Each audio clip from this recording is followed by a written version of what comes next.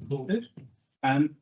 We have two apologies for absence from councillors Kenson Gurney and Wendy Bater. Do we have any other apologies for absence? Just an apology from Rachel, Marketing Communications Officer, who's not well. Okie dokie, thank you very much. We have no members of the public. Okay, so on to the previous minutes from the previous meeting. Does anyone have any comments or objections or thoughts on our previous minutes? Councillor Jones? Not on previous minutes, but I do need to declare interest, please. Okay, what is your interest? Item 5, the Rotary Club report, I'm a member. Right, so noted. Thank you, Councillor Jones. Okay, there's nothing on the minutes, so I will initial them right now.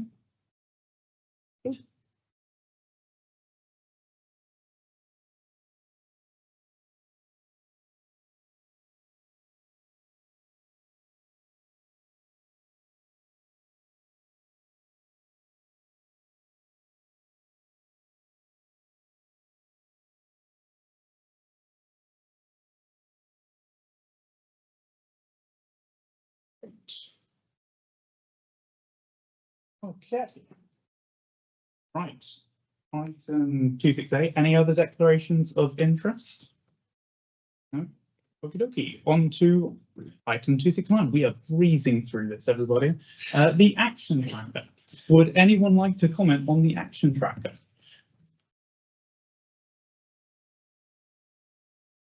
No? Okay. All right. Brilliant. On to item 270. On to Lisa for the finance report. Thank you. Good evening, members. So you've all received the finance report that takes us up until the end of September for the revenue budget position for this financial year and the earmarked reserves up till the end of October for this year. So as it stands, we are currently forecasting an underspend this financial year. At the last committee, we did report that there would be an underspend, and now calculating it, mentioned on 3.2 that it takes account of the national pay award that was agreed on the 23rd of October. Now that we've done all the calculations, those pay, as all of the employees' contracts state, that the individuals are paid under the National Joint Council for Local Government Services. We are legally obliged to pay at this rate, and all employees are going to be paid in November, backdated to the 1st of April to include the pay award that was agreed. So the revenue budget includes the pay award as mentioned, and so that was a slight saving on the budget because we predicted it. Well, we didn't know what to predict last year when we set the budget. We predicted at 6%. Obviously, this comes in lower. And together with the underspend at Priory House due to the ongoing works, we're currently sitting at just above 200,000 underspend, which will, of course, match off to the general reserve that we've reported to previous committees for where we are under the minimum amount required. And obviously, considering that the salary will go up next year, the minimum general reserve amount will also increase. And the earmarked reserves are appended to this report, and also to note for members that we've now received the outcome of the external audit report for the previous financial year 23-24, with no exceptions. Obviously, just that one small note on how we report bank reconciliations, so that's pleasing to hear. And then for members to note the current investments as at the end of September. Great, thank you very much. That was excellent. Okay, does anyone have any points or comments they'd like to raise?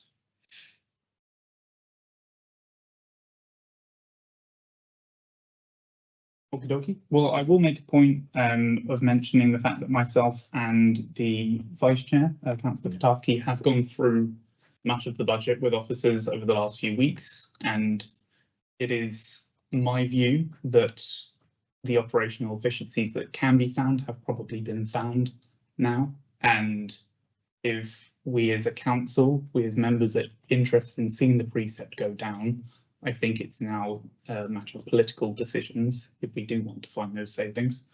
Okay, all right.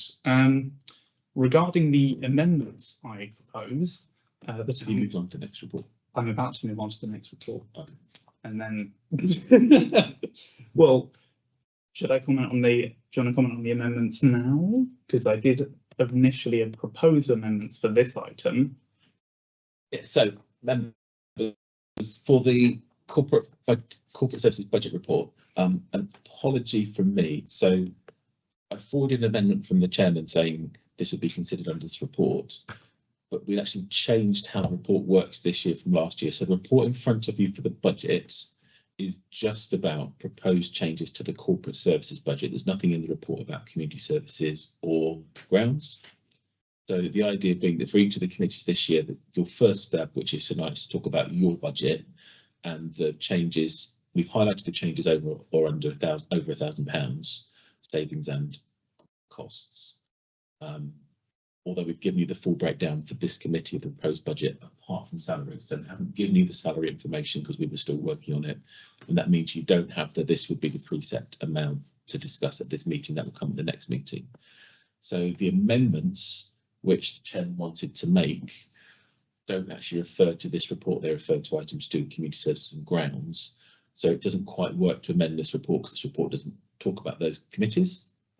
So my suggestion is the 2 amendments which I circulated around were basically, could officers provide information about these things to these next committees? So I'm totally happy for officers to provide that information to the next committee because we're always happy to provide information if requested. So we will provide the information which the chair had requested. So we don't need to go through a amending report for you to tell me to do it. I'll just do it anyway. Which leads us to this report, which is just about the corporate services proposed budget changes apart from salary details. Thank you very much. So on to yourself, Lisa. Okay, well, Paul's obviously covered what the report is for. So just to reiterate it, this is the budget proposals for corporate services area of the budget, and you will find the growth and savings items highlighted, which are the comparisons from the current year budget to the proposed next year budgets, over and above £1,000 either way.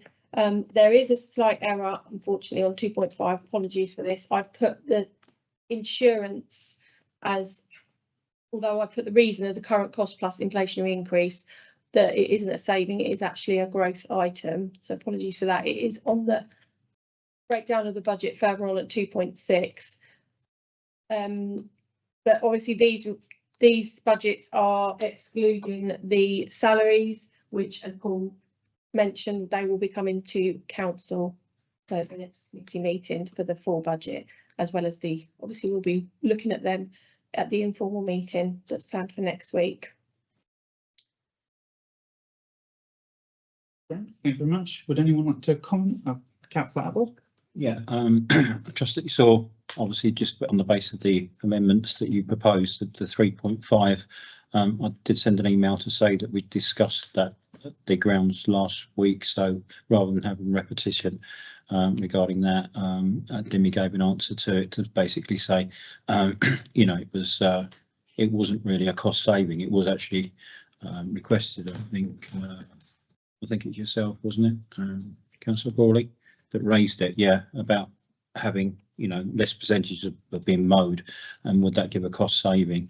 And it wasn't really decided upon that it would be, because obviously you've still got more grass, you're still paying the grounds team and things like that. So it was sort of addressed at that point. Just wanted to make that clear. Okay, Town Clerk? It kind of was, but to be fair, I did say John Crawley wasn't present, so I kind of reserved the right for John to come back and give us a more accurate answer. So it just still would be appropriate for John to give a report summarising that same information to the next committee, so you've got it in writing rather than just a verbal update, and that way we're really clear where we are. Oh, thank you very much. Would anyone else like to speak? Okay, all right. Well, then we move on to item 272, corporate compliance and facilities. Over to James. Thank you, Chair. Good evening, members. So I'll run through a report, then take any questions. So there's an info report and one action recommended to approve the updated customer charter. So just on a compliance, we are just in the final stages of getting our Cyber Essential certificate and just detailed some courses that staff have taken on. And in terms of Grove House, Churchill Healthcare, that were tenants in the rooms just next to us, have given us early notice, which now means that those areas are back under our control, so to speak. So we'll be looking to use them as a wider range of meeting rooms and propose to reintroduce weddings in the near future. So that's given us some extra to combat the lost revenue that Churchill Healthcare are paying. Brazier Frith were on site on the 7th of November and did a thorough and very detailed inspection of the rear parapet and the front elevations. So from that now they're going to produce a really detailed specification of works, which will then be able to go out to tender for with planned works for those to take place in 2025. Hopefully around March, April time is the plan. Morton Solicitors, who are ground floor tenants currently, have approached us about renting the ground floor meeting room because they're looking to expand in the extra room. So it coincides nicely with Churchill Healthcare vacating that we actually do have some extra meeting rooms available. That again is an extra source of income that we can allow, which is good for the budget. So Meadway, just that they've signed a 7-year lease for their men in sheds. We've signed a 7-year lease with men in sheds for Meadway store. Health and safety. In September, we had a health and safety audit from our health and safety consultants WorkNest.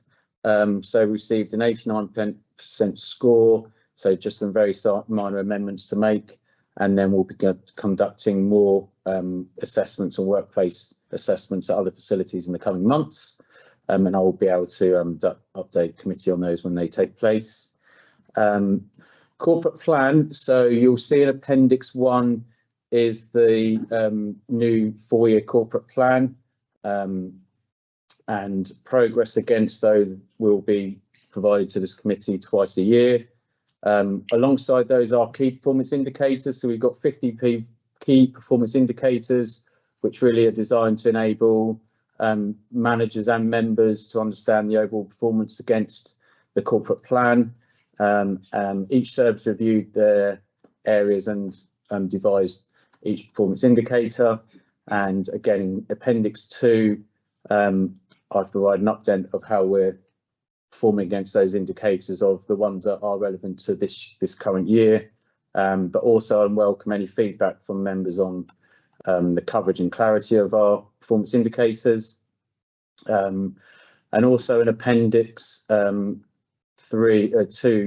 you'll see a summary of what we're producing for staff, just to present these performance indicators and updates on the corporate plan to the wider council, all the staff members that are in every building, just to give them a very clear and visual update so staff can understand how they're contributing and how their efforts feed into the bigger picture of the council.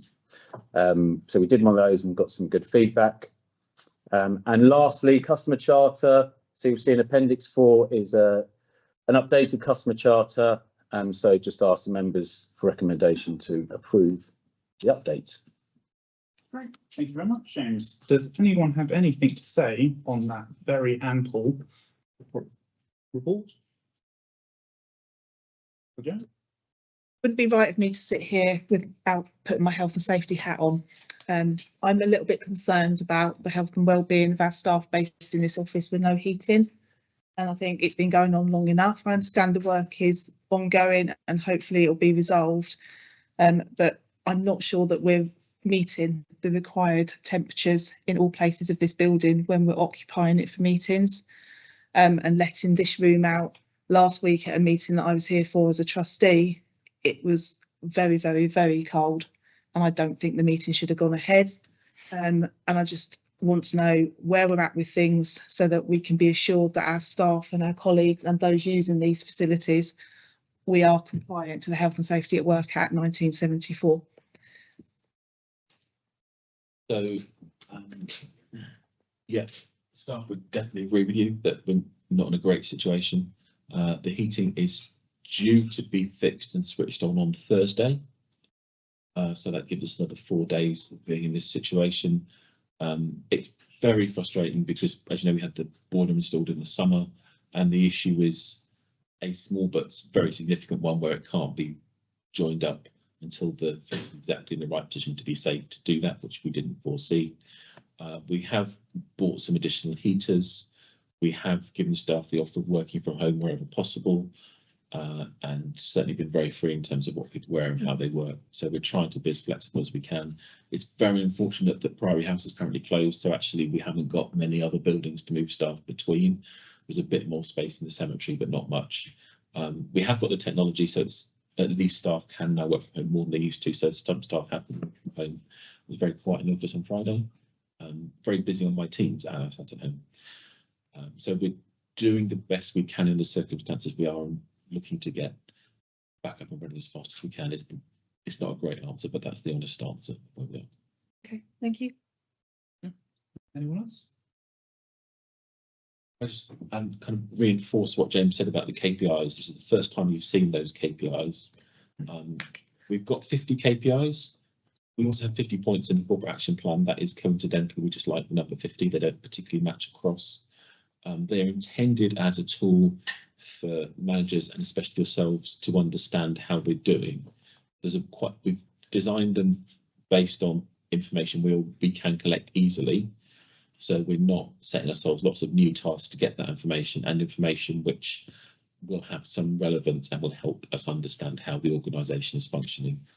Some of them are really important and have to be met. For example, having a clean AGAR every year is now a KPI. If that goes red, then you will have lots of conversations with us. Some of them are a bit aspirational. Some of them will just be interesting. So I use the example of it's difficult to work out in terms of democratic services what KPIs are. So we put in one about the percentage of officer recommendations that are agreed by councillors. I think there's an ideal number. It's not 0 and it's not 100%. It's probably 80, 90%, something like that. Because if you're never agreeing with anything we recommend, then there's a mismatch. But if you agree with everything we recommend, then you're not challenging us enough. So but that gives you an interesting point for discussion and thought. There's no kind of national good practice from that. So if you haven't had a chance to have a look at them, do have a look at them. If everything's not clear, let us know that we could write more clearly. If there's anything glaring not there, which you would have expected to be there, let us know. They're very much a complete rewrite from what we've had before. So do have a look at them. Obviously, at the moment, it's very early days to know how we're performing, but we'll report back regularly as time goes past. You'll start to get a better feel for how useful and helpful they are. And the poster, we probably need to work on the poster a little bit just in terms of people who are colourblind, because it's very colourful. But we'll put up a very different looking one every quarter as part of our mission to try and get all staff knowing how we're doing, much relying on emails. So we're trying to put physical things up that people see in their buildings. Hopefully that's a good way of everybody knowing where we are and what we're trying to do. Thank you very much. Councillor Brennan. So KPIs are really good. So thank you for that, James. I really like the use of pastels colours in the chart. It's probably a weird thing to say, but it's really pleasing to the eye. Is there any chance, as they're broken down by I say directorate, but by service directorate, can we have them as a standing item on each committee? Is that a possibility? It would be a really good idea, considering there are some for grounds, there are some for community services, that each of the committees can have that as a standing item on their agenda, and then they can see, whether it be not necessarily every meeting, but when you're doing a quarterly report of that KPI, those KPIs, we could bring them to each committee meeting, and then that committee can review them and see if there's anything that, instead of just bringing it to finance and general purposes or full council. Yes. Whether every meeting or some kind of cycle. Like, yeah, on a cycle, maybe on a quarterly basis, that or by yearly basis, that the committees themselves can review them and give more input into it and say whether they want specific items to be on that. We can definitely do that. And so in the reports you get, there will start to be a section that says corporate implications. It will say corporate and key performance indicator implications. So if we're doing anything that meets a particular KPI offence one, we'll look to draw your attention to that. Great, thank you very much. Councillor Hollick is next. Yes, thank you, Chairman. I was just looking back at 3.1, just getting some clarification on that. I can see that now Churchill have gone and Mortons are taking over some of that space, so that is helping to fill the gap maybe in what we might otherwise have coming in. I notice you say that we're looking at weddings at Grove House. Is that a temporary matter until Priory House, or are we offering it at Priory House and Grove House? Both. The intention Okay. in the future will be both, yes. Yeah, so that probably answers my last question then, that trying to get my head round what space there is out there, given that you're going to look at advertising meeting space, there isn't really any further room, or should we be looking at whatever is left over to outsource that again? Because I remember a few years ago when we were desperately trying to let that area, we actually did let it, of course, and now that person has gone. Are we going to get enough income just having external bookings from outside people? Difficult to say, perhaps at this juncture. So the short answer is it's difficult to say at this juncture. It's early days. We've put in, I think, a £2,000 forecast for next year income. I think we can do a lot better than that, but I'd rather put a conservative forecast in the budget than overachieve it than rely on income. The losing the tenant from there means we've now got access to the disabled toilets and the toilets downstairs, which means we can once again hire out this room properly. Whereas having a tenant in there has meant we couldn't hire out this room except for with really good friends. So we've now got this room and that room that we can hire out. So that's a lot more flexibility. We're not sure where weddings will go here, but we will have two offers. We'll have the Priory House offer, which is a higher end offer, and here will be a lower end, cheaper offer, which means hopefully we'll have more, but it won't be as cheap as you would get if you drove to Ampthill, because you get a really cheap wedding from CBC there, but they're going to charge us a couple of £100 to get a registrar here. So it's not going to be cheap. But we know a lot of people do have fond memories of that room and weddings, and so and possibly a renewal of vow ceremonies as well. And there could be other uses which come along. The other points to make are having not being able to use the disabled toilet in this building in the daytime is really not great in terms of accessibility. So actually, I think it's quite important that we did take that space back. And also, we're about to spend a lot of money on this building. So if we're going to be funding this building and subsidising that extent, actually the public should be able to access the building and make the best of it. So there's a bit of a balance in there as well. But it's very, in terms of income and uses, we are now tasking staff to make increased use as far as we can. And we'll be reporting back in months to come of how we're actually doing on that. Thank you. Great, okay. Next up, I didn't actually catch which one of you it was. It was either Councillor Crawley or Henderson that put their hand up, or possibly both of you. Thank you, Chair. So I was just wondering about the summary of the council's corporate plan on Appendix 2, and whether or not it would be achievable to make that presentable to the public at all in any way, shape or form. Yes, the plan is to make that presentable to the public after this meeting. We will be arranging for that to happen. There was an aspiration to make it presentable to the public in a brand new brand, but obviously we're not going to do that. So now we're having to go back around the other brand, which is that's the thing, but we will do that. That's great, thank you. Okay, Councillor O'Riordan. Thank you. I just have a question with regards to the customer charter. I see the recommendations to accept the updated customer charter, but was there a previous one, and what are the changes? Because I can't find it. Just wondered. Yes, there's been we've had a customer charter for a number of years. So we review it every year, but the changes are very minimal. and just around some of our changes with the new IT, how quickly respond to customers. So say they're very minor, but if members wish, I can send out the previous one and show you the amendments. But as I say, they were just very minor on just different with the new phone system example. We don't have it's not rings, it's then on team settings, it's seconds of, rather than it's small specifications like that, the number of rings rather than the time. So it's very minor amendments. Thank you. I've got Councillor Jones. The town council performance overview, the nicely coloured poster, is that intended for just internal use, or are we intending on actually sharing that? Because I think the residents might be quite interested in some of the detail within that as well. It just shows the work that's going on, and the impact, you know, the work is having, that the town council are doing. And I just wonder whether it's somehow we could make it into a public document as well each quarter. I just think it would be really interesting to see it. James. Yes, I think that's what Councillor Corey just suggested. No? Corey's talking about the corporate plan. Corporate plan. Plan. We're talking about, this is about key performance indicators. Apologies. Okay. And yes. Yeah. Yes. Yeah. We talked about putting in the talk of the town, haven't we? Yes. Sorry, Councillor Jones. Okay, right. And I've got Councillor Tamara.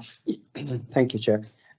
I mean, I just wanted to find out really on the KPI.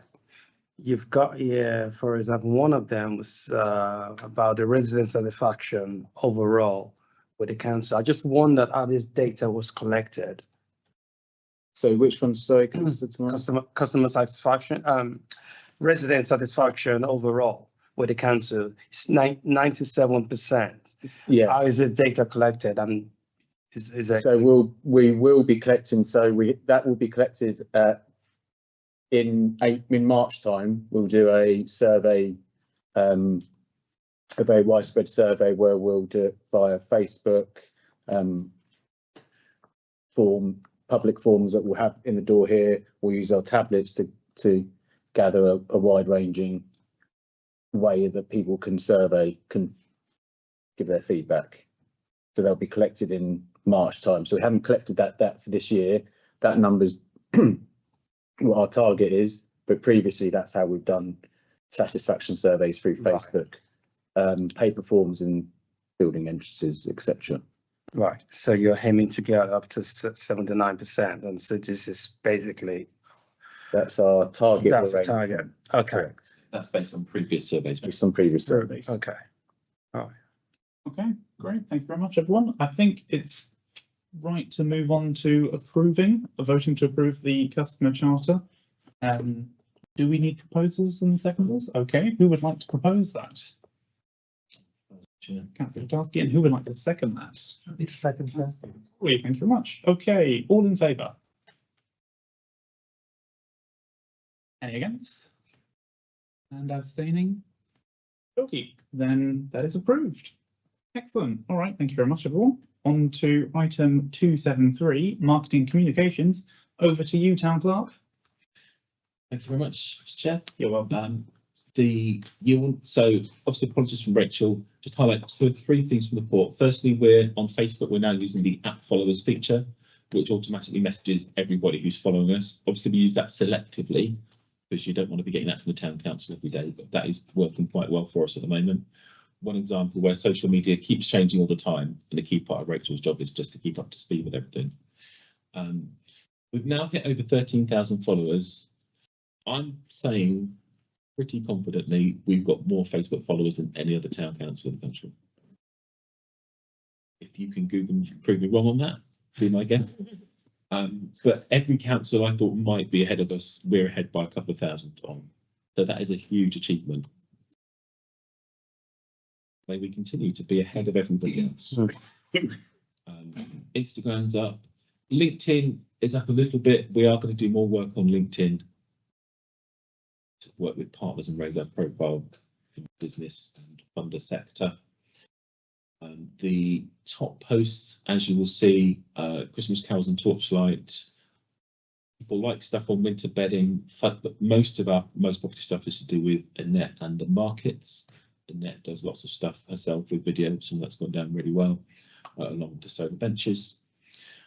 The other update from this report is about the new website. So the new website developers are working really hard. They're working really fast. We're just about keeping up with them. Their work's been slightly complicated because they've had to take over the current old website, because for them to build a new website, they've got to take over the old one. So they're now unexpected to do managing the old website as well. So they're having to fix things on the current website as well as build the new one, which have had a few issues around things like buying tickets. However, they're working towards having a new design for the website, and the suggestion is that we'd set up a working group of councillors to meet on Teams periodically just to look at designs they're coming up with and get your feedback. So we're looking for to agree to have such a working group and for volunteers to be on that group. How exciting. Do we have a set number we're hoping for that working group? I think we said around 5. Around 5, okay. Are there any in this room who would like to put themselves forward? We've got Councillor Jones, Councillor Tomorrow, Councillor Crawley, Councillor Gillingham. I'm actually not keeping up with them. Is anyone keeping up with these? Councillor Jones, Councillor Tomorrow, the Gurney, Councillor Hall. Right. Sit in the land. Okie dokie. Right, thank you. Well, something one will be around one of the days. Okay, great. Good stuff. That's excellent. Right, let's move on then. We do need to vote on that. Oh, we do need to vote on it. Let's vote on that. Who would like to propose? I'm happy to. Exciting. And Councillor Tomorrow, seconds. Okay, all in favour? Hey, anyone against? No. Okay, cool. All right. Did anyone have anything to say on the marketing and communications update? I didn't actually ask that question. Councillor Jones? I just think we should applaud Rachel for all of her hard work. It's definitely changed the feel for our social media of late, and it continues to reach you huge amounts. There's one of those posts that they've got pictures here. We've got in our report that we didn't mention. The next market posts are fantastic, but the hero of, I think, the videos of late has to be Mr. John Buckledy and the Street Food Heroes Market he did in September for us. He was fantastic in that, and I think engaging and getting people from our community to be part of our social media videos as well is a really good tool to have in our back pockets. Yeah, I'd like to associate myself with those remarks. Hilarious video. Anyone else? Okay, yeah, I completely agree. Great. Thank you very much, everyone. And we're on to our next item. Item 274, corporate membership of the Rotary Club. Oh, so members, you discussed at the last meeting, requested a report with more information on it. We've had discussions with the Rotary Club, who provided the list of benefits shown in the report. The suggested cost to the town council would be £180 a year. As the report notes, we've had a long and historic relationship with the Rotary Club. They often do invite and host the mayor or myself or officers to speak. And they're often involved in our events and with us in a number of ways. But it's absolutely a big issue for members. Thank you very much. Okay. Would anyone like to make any points or comments on this? Councillor Tomorrow? Thank you, Chair. Like I did said last time, I think this is a good thing, to be involved in with the Rotary Club. I think when you have a relationship, especially a professional relationship with other organizations, just like we just say, you want to build up your profile. You cannot do it alone. You got to get involved with other people. So this is part of building, your network, your profile. So I would concur that we allow the council to be part of it. £180. It's really not something to consider, really. Thank you. Anyone else? Can I go? Oh, yes. Oh, sorry. Yeah, I have a question. Did we find out what the benefits were in terms of, did it allow, if we were to join, did it allow Shopwatch members to display associate membership or something like that? I'm sure that we spoke about that before. Or is it just for It's town just for the town council? council, not for any other So it doesn't- organisations. Thank you. Councillor John Gurney. Thank you, Chair. I was previously initially sceptical about this, but I can see there are many benefits to this membership. I think as long as it is something that we could renew each year, because obviously it's an annual cost, then we can look back at benefits we've had from the previous year, then I would have no objections to this. Thank you. Councillor Crawley. Hi, thank you, Chair. So it says on here, one of the benefits connects Dunstable Town Council to a global network of 1.2 million Rotarians. What have we actually got, Paul, from the Rotary Club membership practically? So being part of that organisation is great. Being part of any membership, like you signing up to Netflix is great, but if you don't use Netflix, pointless. So what have we kind of gained practically from being part of the Rotary Club? Well, we're not part of them at the moment. Oh, okay. So What would you theorise we would gain? How would it benefit us as a council? My short answer is going to be that the report answers that question. And I'm not going to add to the benefits that are listed there. I think that the Rotary Club would feel that we were being supportive and positive in their 80th year and helping them in promoting what they do by putting, if we put their logo on a letterhead, for example.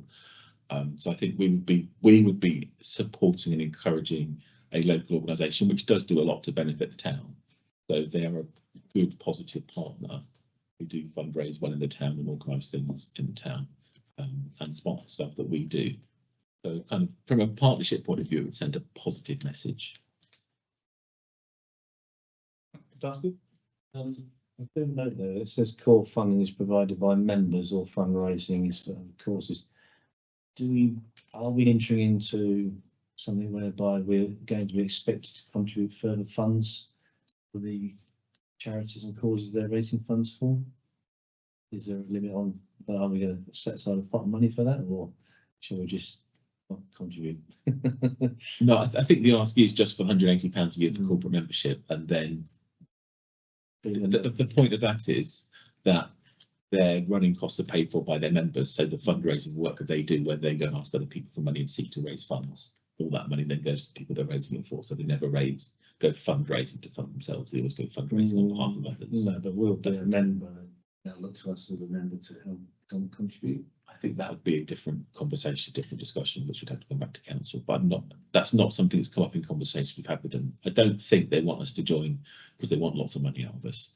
They want us to join because they want to say Dunstable Town Council corporate members, and we're working really, really closely with our local partners. Okay, Councillor Holland. Thank you, Chairman. Yes, I don't want to be too sceptical, but it does look as though they're going to gain more from it than us to join, because we have obviously a number of connections with local community and businesses and so on already. As has been raised, having access to 1.2 million Rotarians and being able to join meetings around the world is not necessarily going to be like Netflix and not having not using it. I think if we did join, I think we'd have to have somebody going to those meetings on a number of occasions, shall we say. Otherwise, what's the point of joining if we're not going to go to the meetings? Maybe there's going to be a rota system on that if we join.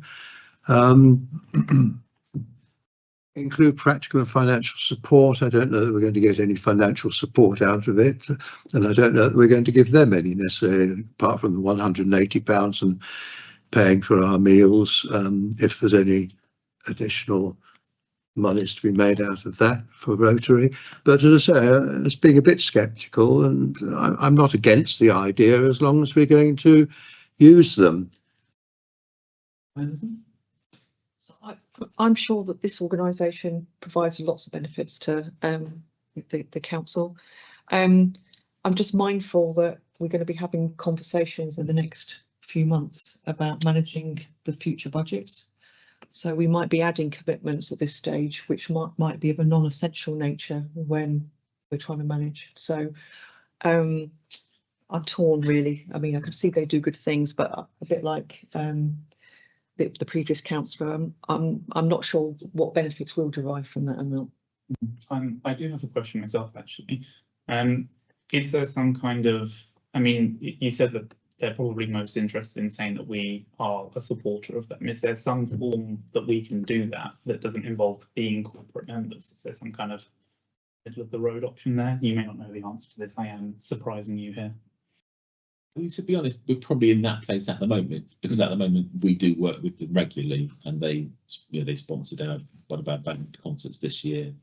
They come to various of our events, supported Litter Pigs.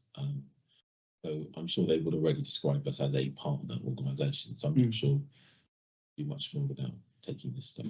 Okay, fair enough. Thank you. Councillor Gurney? I want picking up on what Peter was saying. I wonder if one of the advantages to us is the fact that the Rotary Club has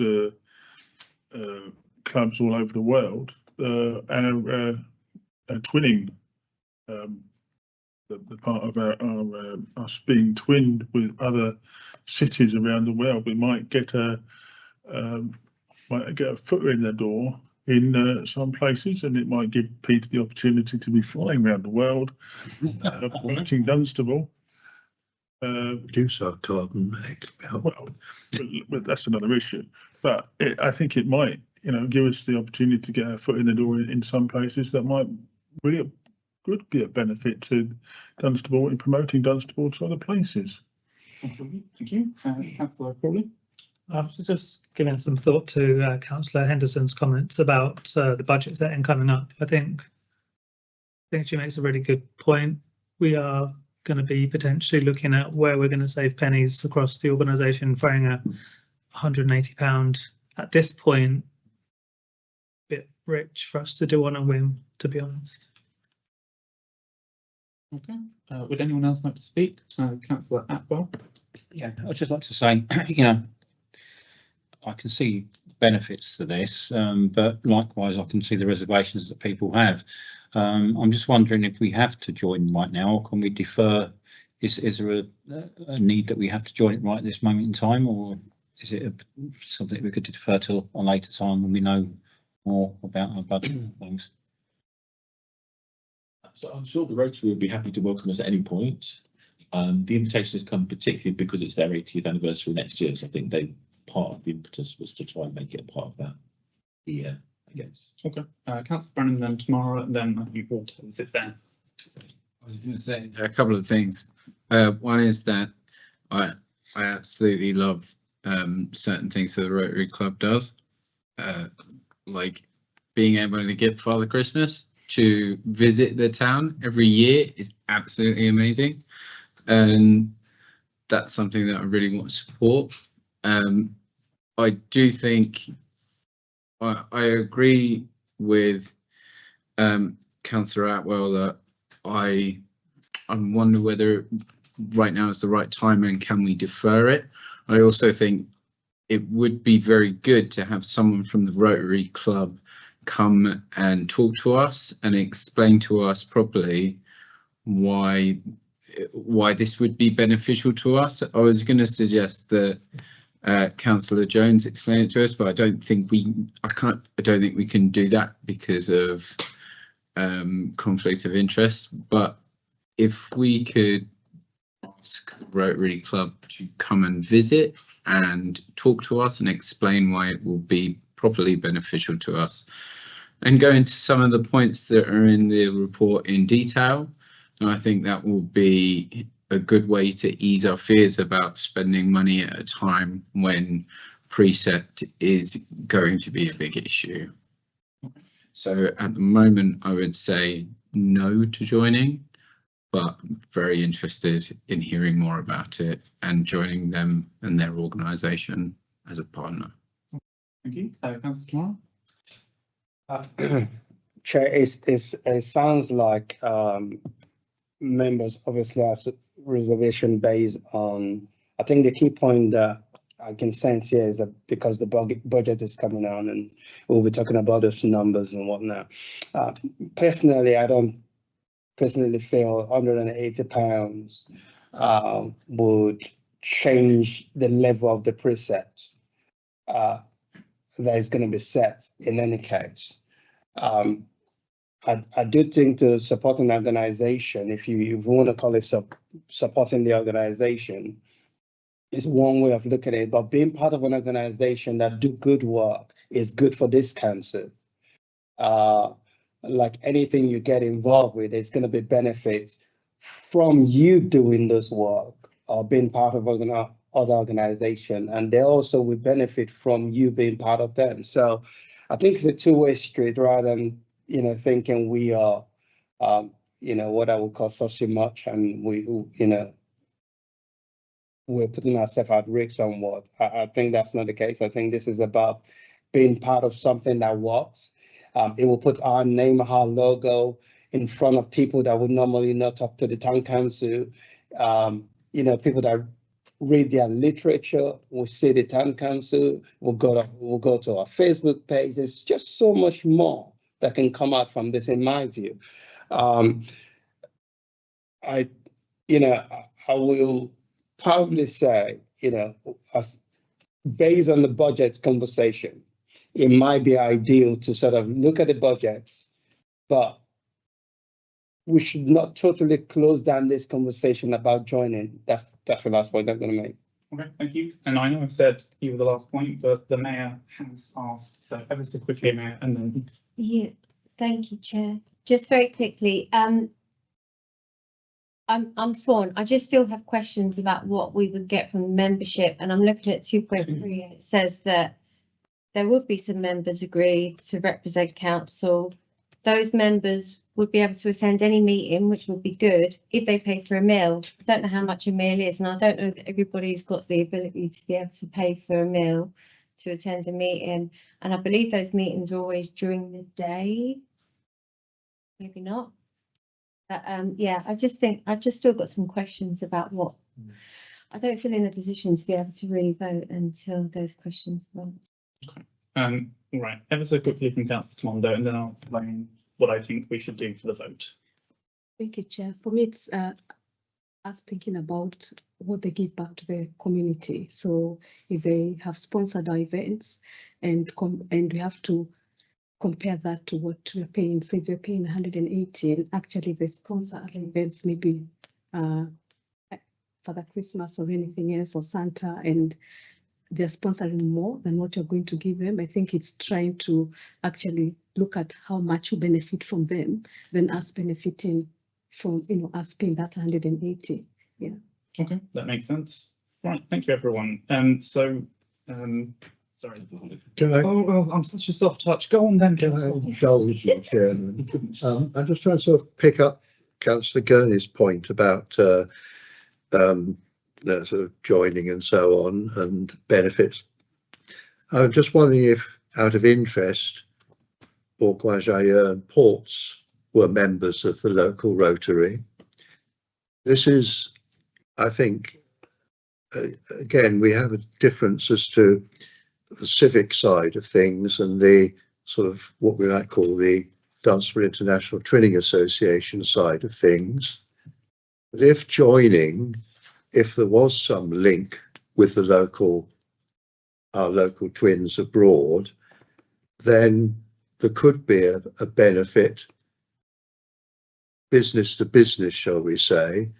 But again, that's more through DETA than through the town council. But at the end of the day, twinning is more than councillors visiting the twin towns. It is more about relationships between the professions and trades and local associations and other forms of other bodies like University of the Third Age and so on.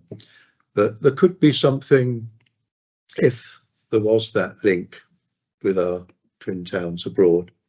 Okay, thank you, Councillor Holly. So I have got a proposal for how we approach this. I will ask the town clerk if it's allowed.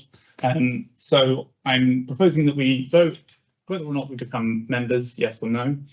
If there's a majority for no, I will propose a second vote to ask to invite them to a future meeting where they can make their case and say what we can get, that sort of thing. I don't know if I'm allowed to propose a second vote on the fly like this, town clerk. What do you think? So as much as you like. You're the chair, so what I would say is you might, rather than saying yes or no, it'd be a bit awkward to vote no to membership, but then invite them to come and talk about it. It might be best to have a vote on either yes or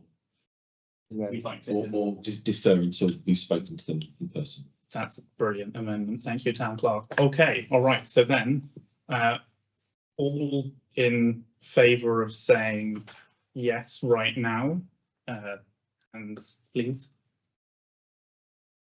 Okay, and all in favour of deferring until we have an opportunity to hear from the Rotary Club. Okay, that's a pretty strong vote for deferral. Thank you Chair, very can you put me down as abstaining, please? I will. Thank you.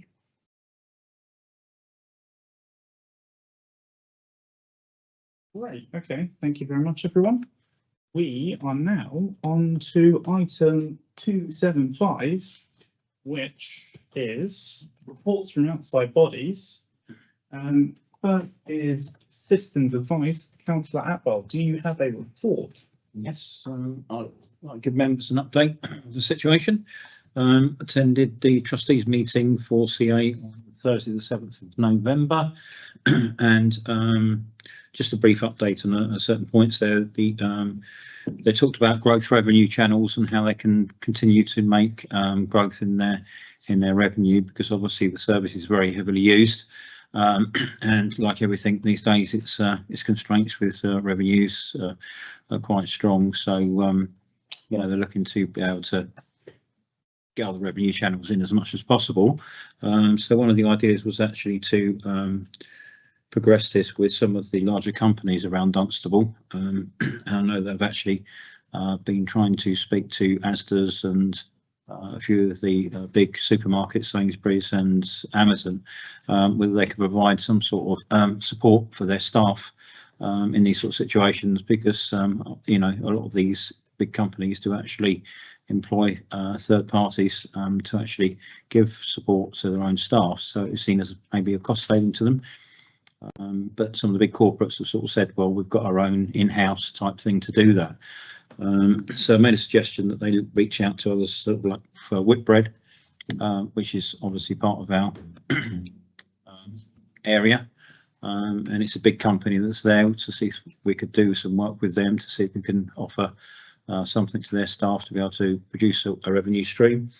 And also I've asked for when they can put these emails out or letters to these companies that they mentioned the you know, community responsibilities that they have, and the work towards their own IIPs for you know, their status for their flags. So it just sort of gives a bit of something up front for them to think about and see if we can generate something from that point of view. Whether it be successful, I don't know, but at least we can try. Members will be aware that obviously from the previous report some time ago they had an issue with the fire door, whereby they had a fire alarm go off and the fire door couldn't be opened because it had actually had a lock fitted to it. And it was a fiasco, a massive health and safety issue there. So that's all been resolved now. The lock's been removed, and I think the appropriate person that fitted the lock to a fire door in the first place has had word spoken to them to make sure that they don't do such things again. But it's all been resolved, and the health and safety aspect of it has been fully looked at and audited. So that's all been sorted out. And on social prescribing, obviously I mentioned before what a good service that provides to local community, particularly to Dunstable. And the funding of that is now goes until March 2025, but obviously it's down to a government decision whether they continue that funding or not. We're really hoping they do. There's been a report put in to central government to state how much this alleviates pressure from doctors and things like that to be able to do things on the NHS in general.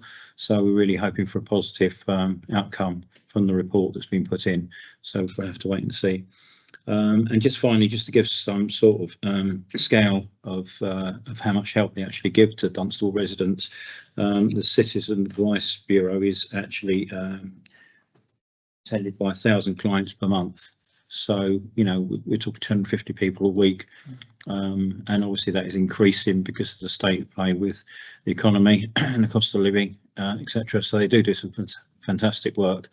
And it needs to be borne in mind how much that is really saving central beds as well. So just wanted to make that clear to members. That's all I've got to say on that. Thank you. Thank you. That's a great comprehensive report. Does anyone have any questions for Councillor Ackbar? Okay, on to the Dunstable Town Twinning Association. I've got several councillors who could potentially give us an update, but I feel like Councillor Hollick's the most likely to. Fine, okay, thank you, Chairman. Yes, we had a meeting last week. So we've had an invitation from Ports to visit them, and I think it's the 40th anniversary of there being a town council or a council independent of Cologne. We have made up a party of 10 members, and that includes our current mayor and her consort, and it also includes 3 former mayors and obviously members of DETA, and the former mayors are also members of DETA as well. So it makes up a strong party. I have replied to the lady that is essentially organising it. We've got sort of dates that we're going out and coming back, and they're very good because they ensure that we are properly accommodated over there, and we don't have to pay for that accommodation. Obviously, we just have to pay for our flights out or whichever way we go. I have asked them to ask their mayor to send a formal invitation to our mayor, because that's the right thing to do. It was suggested right at the beginning that our mayor should be invited, but it does require that formality, I think. So hopefully that is going to materialise, and it's in January, middle of January, and the celebration will be on the Saturday, and we'll be flying out on the Thursday and coming back on the Monday. So that will again help to cement that particular aspect of our relationships with Ports. How exciting. Lots of gallivanting. Okay, thank you very much for that update, Councillor Hollick. On to the Hospice at Home Management Committee. Councillor Bater has given her apologies. I'm not aware of her providing. Councillor Jones. So Hospice at Home Management Committee are meeting again this week. We've held a successful evening at Vantage, one of the local restaurants, to raise much needed funds for our organisation. We're continuing to seek grant applications to maintain the future of the charity. Whilst we have money in the bank, we have to have a reserves policy to ensure that we can continue our services for at least 18 months. And in doing that, we have to then obviously continue to seek additional funding. We've been successful at small pots of money, small applications that have been made, which we are extremely grateful for, and we're grateful for the support. We're actually going out with the Rotary Club on the 6th of December with the Santa float as they return to door knocking, which is what the community of Dunstable asked for. So as a charity, we're going out with Rotary that night. And we've got lots of other plans for 2025 as we're gearing up to our 40th anniversary in 2026.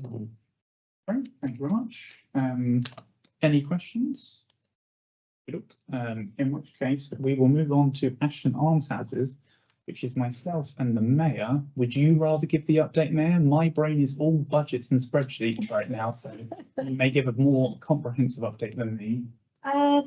To be honest, I probably wouldn't, but I will try. We did meet recently.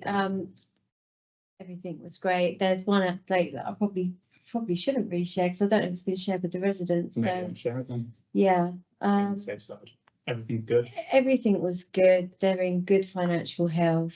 Everybody's happy. They've got a really great community there at the moment. So they're enjoying their new garden furniture. It was raised that the garden area might need a fence to stop people falling off the edge, which was some health and safety person raised that, and they're going to do it. So it was agreed that that would be done. It was all really sort of well costed. Yeah, all good. Nothing really to report. Great, thank you very much. I concur with your report. Thank you. You're welcome. Ashton Schools, which is also me, and Councillor Hollick. Councillor Hollick, would you rather give it, or shall I go with what I partially remember? Well, I can start off and you can fill in. But yes, we're most concerned with the monies that were still raised from the sale of Ashton Middle School, both to Man's Head. They've been, it's really transformed their school really, because they've had a considerable amount of money there, and apparently everything, the behaviour is better, and the youngsters are appreciating their surroundings rather more than they used to. They also, Ashton St Peter's Lower School, they also have made a number of additions or changes to their premises as well, and equally have appreciated what monies they've had. I think that we're pretty well coming to the end now of the legacy, shall we say, that both schools have been able to take advantage of. And I think to say that I know at Man's Head, they've got a room that they use as their sort of gathering room. They put some sort of stained glass windows in, I think, and they've called it sort of the Ashton Room, in recognition of the fact that it was from the sort of Ashton Schools Foundation that they actually got the money. So that's a pleasant recognition. And there's also a plaque up in Ashton St Peter's Lower School as well, to that effect. So yes, great benefits for both schools. That's great. Being Church of England schools, that is. That's a great update. And also I remember there's a possibility of the Ashton Schools team, for want of a better word, possibly visiting, I think it's at Manhead School. Manhead, from memory. So that may be happening in January. And I'm excited if I can attend. Yeah, okay, great. We did it. Okay, on to Choose Foundation, which is Councillors Brennan and Councillor Brennan. No update at this point, Chair. Okie dokie, good stuff, thank you. Paul's Land Charity, Councillors Jones. We meet again in February to set aside the budget ready for Maundy Thursday giving next year. Cool, okay. Lockington Charity and Marsh Charity is also Councillor Jones. We met last week and had quite a lengthy discussion with regards to the ladies' lodges in Church Street. In particular, they've raised concern about the new fence that's been erected on the car park area of the Old Palace Lodge.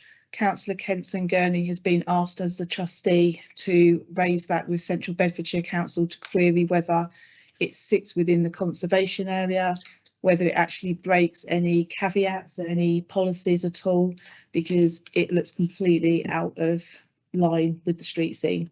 In addition, they have been notified that change of use of that land is also required. The ladies at the Ladies Lodge were concerned about the impact any change of use would have on their amenity land at the rear of the properties, hence it was raised.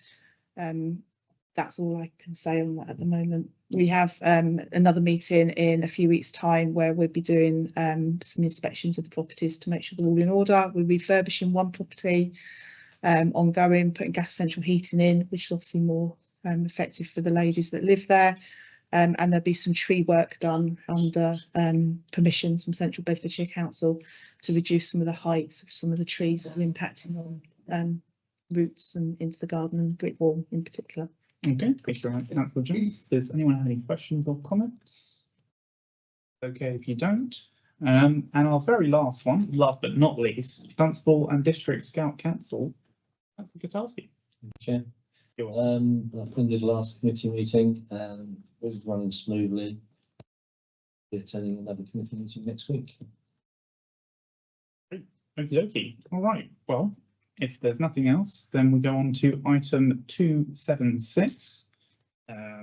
For it's recommended for the exclusion of public and press under the Local Government Act of 1972. Do we have a proposer? For those proposers, let's say Councillor Jones. Do we have a seconder?